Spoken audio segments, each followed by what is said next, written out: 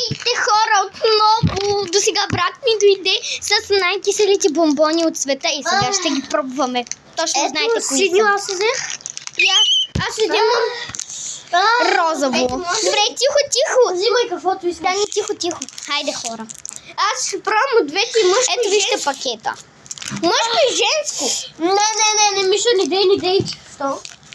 Абе, попробвай с... Чакай, качи го. Да, аз ще го кача. Добре, хора, нека да започваме.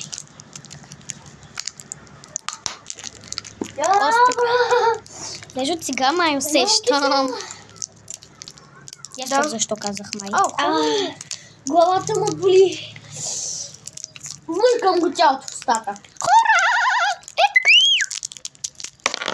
Имам фок.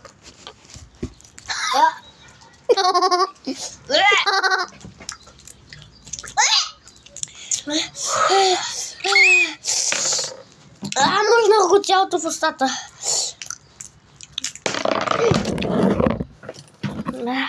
Хора, вижте! Двете! Вижте сега!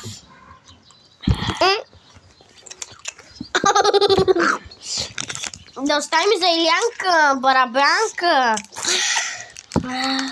То няма! Миша за Иляна!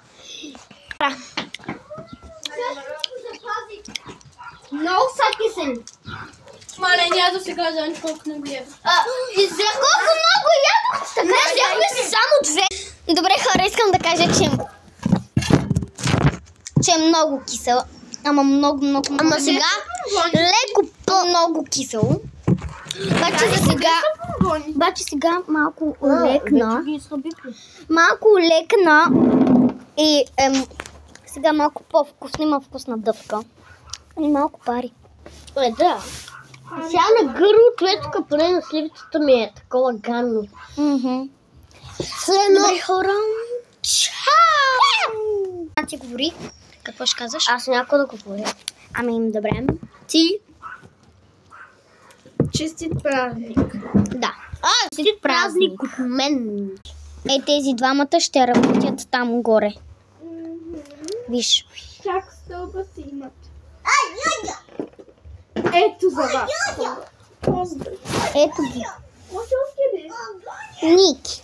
Той се казва Ники Ладен. За теб? О, да бе, това е тяхния приятел, иначе те се казват Джери. Томи. Този син... Маша. Съжалявам, че го направих. Покажи му къде. Томи Джери.